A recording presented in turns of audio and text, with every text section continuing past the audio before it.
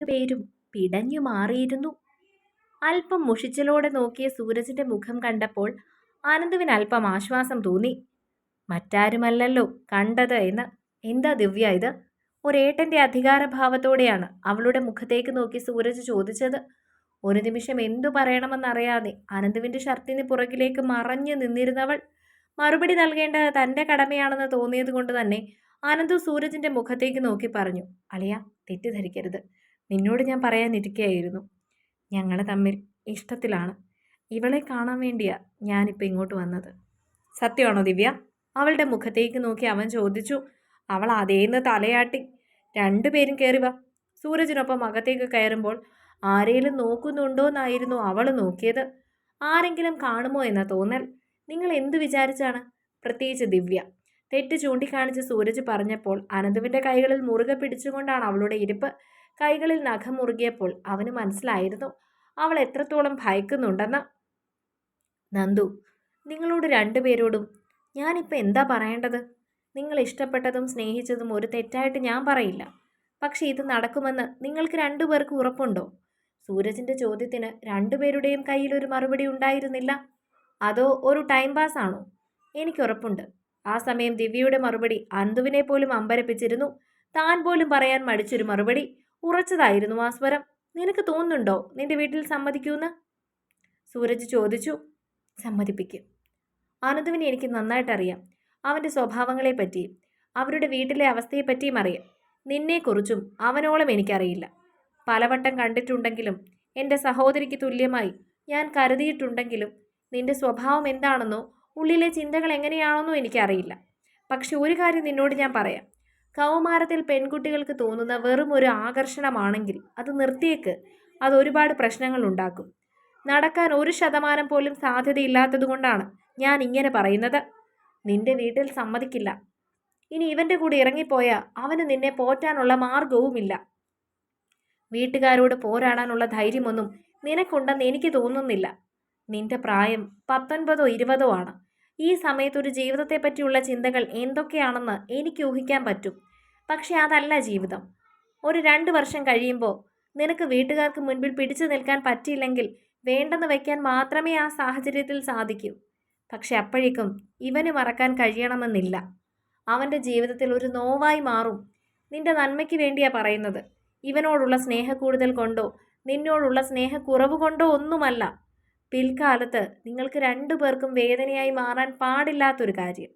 അത്രയേ ഞാൻ ആഗ്രഹിക്കുന്നുള്ളൂ. രണ്ടുപേരും എനിക്ക് പ്രിയപ്പെട്ടവർ തന്നെയാണ്. ആ വാക്കുകൾ രണ്ടുപേർക്കുമുള്ളിൽ പലതരത്തിലുള്ള ചിന്തകൾക്ക് വഴിയൊരുക്കി. ചേട്ടൻ ഭയക്കുന്നത് എൻ്റെ പ്രായത്തെയും എൻ്റെ ഇഷ്ടത്തെയുമാണ്. അനന്തുവേട്ടൻ എന്നെ ഇഷ്ടമാണെന്ന കാര്യത്തിൽ സൂരജേട്ടന് ഒരു സംശയവുമില്ലല്ലോ? അവളുടെ ചോദ്യം അവനെയും അമ്പരപ്പെടുത്തി. ഭയമല്ല മോളെ. അനന്തുവിനെ എനിക്ക് വർഷങ്ങളായിട്ടറിയാം. അവൻ്റെ രീതികളെയും. നിങ്ങൾ തമ്മിൽ എങ്ങനെ ഇഷ്ടത്തിലായിരുന്നുവെന്ന് പോലും എനിക്കറിയില്ല. അതുപോലും എനിക്ക് അത്ഭുതം ഉണ്ടാക്കുന്ന കാര്യമാണ്. നിന്റെ പ്രായത്തിലെ നിന്റെ ഇഷ്ടം എനിക്ക് ഭയമില്ല. പക്ഷേ ഇത് സെറ്റായില്ലെങ്കിൽ ഇവൻ്റെ ലൈഫ് എങ്ങനെയാകുമെന്ന് എനിക്ക് ഭയമുണ്ട്. അനന്തു ഭയങ്കര സെൻസിറ്റീവാണ്. വേണ്ട സൂരജേട്ട. സ്ഥിരമായി ഒരു പെൺകുട്ടിക്ക് മുതിർന്ന ഒരാളോട് സ്നേഹം തോന്നുമ്പോൾ എല്ലാവരും പറയുന്നൊരു ഡയലോഗാണിത്. ഇപ്പം തോന്നുന്നത് പ്രണയമല്ല, അട്രാക്ഷനാണെന്ന്. പക്ഷെ അതിൽ എത്രയോ നല്ല പ്രണയങ്ങൾ ഉണ്ടായിരിക്കും. ഒരാളുടെ പ്രായത്തെ അവരുടെ ഇഷ്ടത്തിൻ്റെ മാനദണ്ഡമാക്കരുത്. അങ്ങനെ എല്ലാവരെയും ഒരുമിച്ചാക്കിയല്ല അതിനെപ്പറ്റി സംസാരിക്കേണ്ടത്.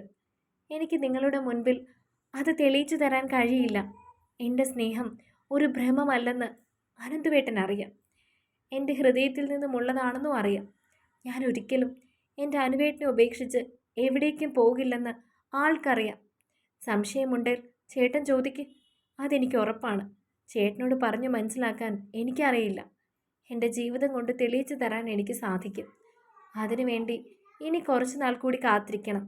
പിന്നെ എൻ്റെ വീട്ടിൽ സമ്മതിക്കില്ലെന്ന് ചേട്ടനേക്കാൾ നന്നായി എനിക്കറിയാം. ഞാൻ വീട്ടിൽ പറയുന്നത് പോലെ ഒക്കെ പറയും. എന്നിട്ടും സമ്മതിച്ചില്ലെങ്കിൽ ഈ ജീവിതത്തിൽ എനിക്കൊരു വിവാഹം ഉണ്ടാവില്ല. അതിനപ്പുറം മറ്റൊരു ഉറപ്പും ഈ നിമിഷം എനിക്ക് തരാൻ സാധിക്കില്ല. അപ്പോഴേക്കും അവളുടെ കണ്ണുകൾ നിറഞ്ഞിരുന്നു.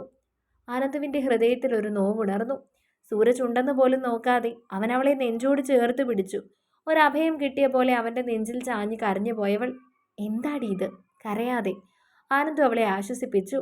പിന്നെ സൂരജിന്റെ മുഖത്തേക്ക് നോക്കി പറഞ്ഞു, ഇവളുടെ സ്ഥാനത്ത് മറ്റേതൊരു പെണ്ണിനെ പറ്റിയായിരുന്നു നീ പറഞ്ഞതെങ്കിലും ഞാൻ വിശ്വസിച്ചേനെ. ആദ്യമൊക്കെ ഞാൻ കരുതിയത്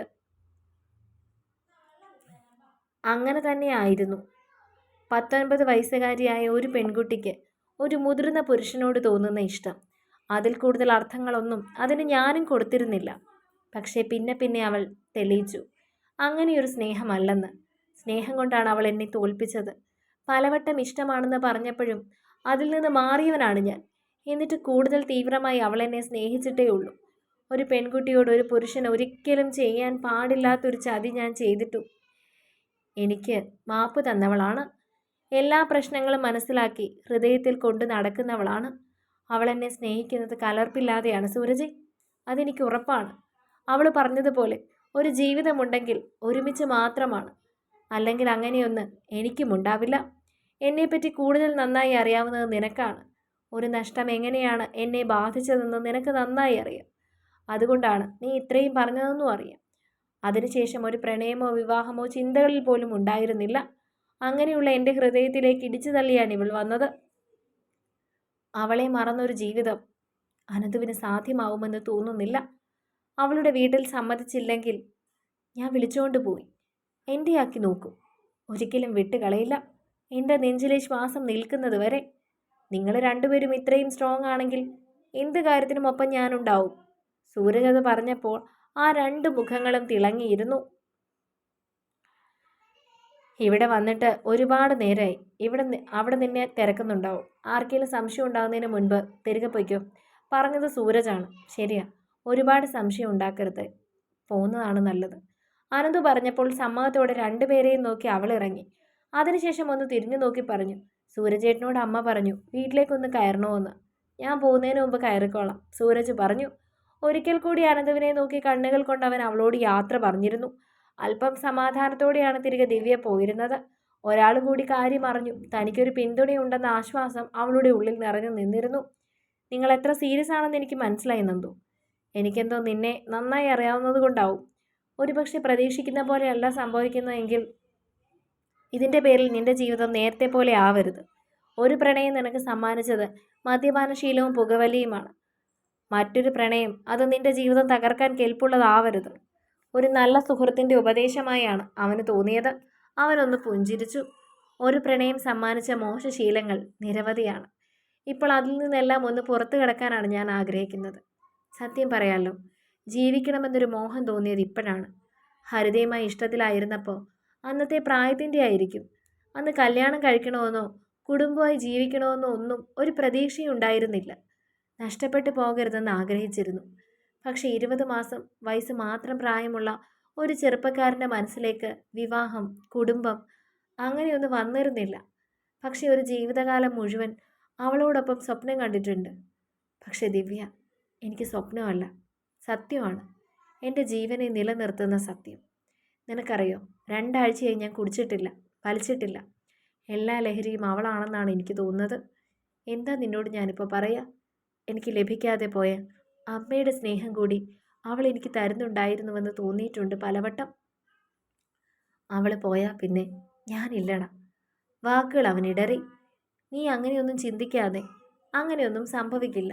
അവൾ വളരെ സീരിയസ് ആണ്. മാത്രമല്ല അവൾ ഒരു പാവം കുട്ടിയാണ്. ഹരിതയെപ്പോലെ ഒന്നുമല്ല. നീ ചെയ്യേണ്ടത് നീ നന്നായി പഠിക്കുക. അത് പൂർത്തിയാക്കിയതിന് ശേഷം നീ അവളുടെ വീട്ടിലേക്ക് ചെന്ന് വിവാഹം ആലോചിക്കുക. അവളെ സ്വന്തമാക്കാൻ എന്തെങ്കിലുമൊക്കെ ജോലി ചെയ്ത് എങ്ങനെയെങ്കിലും ജീവിച്ചു പോകണമെന്ന് ആഗ്രഹിക്കുന്ന ആനന്ദുവിന് മകളെ തരാൻ അവർക്ക് ബുദ്ധിമുട്ടുണ്ടാവും. ഒരു പോലീസ് ഓഫീസർക്ക് മകളെ നൽകാൻ ആർക്കും ഒരു ബുദ്ധിമുട്ടും ഉണ്ടാവില്ല. നീ പറയുന്നത് എനിക്ക് മനസ്സിലാവുന്നുണ്ട്. പണം മാത്രമല്ല, സമൂഹത്തിലുള്ള സ്ഥാനം, വിദ്യാഭ്യാസം കൊണ്ട് നേടിയെടുക്കുന്ന ആ സ്ഥാനത്തിനും ഒരുപാട് വിലയുണ്ട്. ഒരുപക്ഷെ പണത്തേക്കാൾ. പണത്തിന് മുകളിൽ പരുന്തും പറക്കില്ലെന്ന് പറയുന്നത് പോലെ ഉന്നതമായ ഒരു സ്ഥാനത്തെത്തിയാൽ അവിടെ ബലഹീനതകളും ആരും ഓർക്കില്ല. സാധാരണക്കാർക്ക് അങ്ങനെ എത്താൻ സാധിക്കുന്നത് അവൻ്റെ കഴിവിൽ കൂടിയും വിദ്യാഭ്യാസത്തിലൂടെയും മാത്രമാണ്. നിന്റെ കയ്യിലൊരു കഴിവുണ്ട്, പഠിക്കാനുള്ള ബുദ്ധിയുണ്ട്. അത് നീ പ്രായോഗികമായി ഉപയോഗിക്കണം, അവൾക്ക് വേണ്ടിയെങ്കിലും. അതിലെല്ലാം ഉപരി നിന്റെ സ്വപ്നത്തിന് വേണ്ടി. ഇനി അതാണ് നിന്റെ മനസ്സിലുണ്ടാവേണ്ടത്.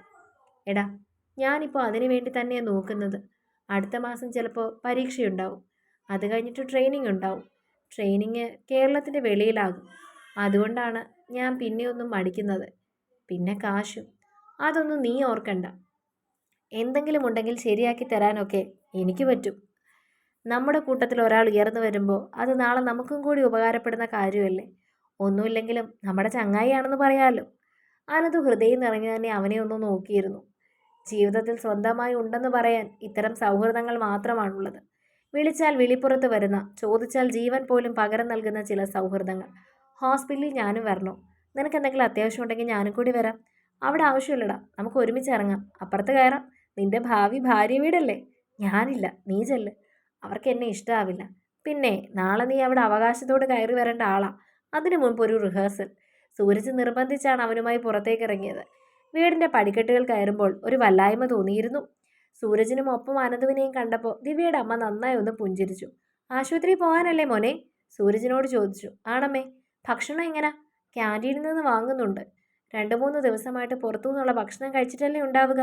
ഉച്ചക്കത്തേക്ക് ഞാൻ കുറച്ച് ഭക്ഷണം വച്ചിട്ടുണ്ട്, അതെടുത്തിട്ട് വരാം. അത് വേണ്ടായിരുന്നമ്മേ. എനിക്ക് ബുദ്ധിമുട്ടാകുമെന്ന് കരുതിയാണോ? എത്ര നാളെന്ന് വെച്ചാൽ പുറത്തുനിന്ന് കഴിക്കുന്നേ? ഞാൻ എടുത്തു വച്ചിട്ടുണ്ട്. കയറി വാ. സൂരജ് നടന്നു കയറിയപ്പോൾ മുറ്റത്ത് നിന്ന് അനന്തുവിനെ നോക്കി ഒരിക്കൽ കൂടി അവൻ വിളിച്ചു. കയറി വാ കുട്ടി. അവരുടെ ഊഷ്മളമായ സ്വഭാവം അവന് മനസ്സിലൊരു കുളിർമ പകർന്നിരുന്നു. ചെറുചിരിയോട് ചെരുപ്പൂരി ഉമ്മറത്തേക്ക് കയറിയിരുന്നു. എൻ്റെ കൂട്ടുകാരനാണ് അനന്തു, സൂരജ് പരിചയപ്പെടുത്തി. എനിക്കറിയാലോ. ചെറുചിരിയോടെ അവരും പറഞ്ഞു. പരിചിതമായൊരു സ്വരം കേട്ടാണ് ഉമ്മറത്തേക്ക് ദിവ്യ ഇറങ്ങി വന്നത്. ആളെ കണ്ട് ഒരു നിമിഷം ഒന്നമ്പരതെങ്കിലും പിന്നീടത് പുഞ്ചിരിക്ക് വഴിമാറി. ദീപ്തി, ഇത്തിരി ചായക്ക് വെള്ളം വെച്ചേ. ചായയൊന്നും വേണ്ടമ്മേ, സൂരജ് വിളിച്ചു പറയുന്നുണ്ടായിരുന്നു. ഏതായാലും വന്നതല്ലേ, ഭക്ഷണം കെട്ടുകയാണ്, അതെടുക്കുമ്പോഴേക്കും ചായ കുടിക്കാം. കേട്ട പാതി ദിവ്യ അകത്തേക്ക് ഓടി. പാലെടുത്ത് ഗ്യാസിൽ വെച്ച് നന്നായി തിളയ്ക്കുമ്പോൾ പഞ്ചസാരയും ഏലക്കയും ഇട്ട് ചായ എടുത്തു. അത് ഗ്ലാസ്സിലേക്ക് പകർന്നു. പിന്നെ ഉമ്മറത്തേക്ക് വന്നു. ഒരു നിമിഷം അവളുടെ ആ പ്രവൃത്തി അമ്മ പോലും ഞെട്ടിപ്പോയിരുന്നു. അത് പുറത്ത് കാണിക്കാതെ അവളെ നോക്കി ഒന്ന് ചിരിച്ചു. അവൾ തന്നെയാണ് രണ്ടാൾക്കും ചായ കൊടുത്തത്. ചായ കൊടുക്കുന്ന സമയം അവൾക്ക് മാത്രം കാണാവുന്ന രീതിയിൽ ഒരു കണ്ണിറുക്കി അനന്തു. കാത്തിരിക്കുമല്ലോ അടുത്ത ഭാഗങ്ങൾക്ക് വേണ്ടി.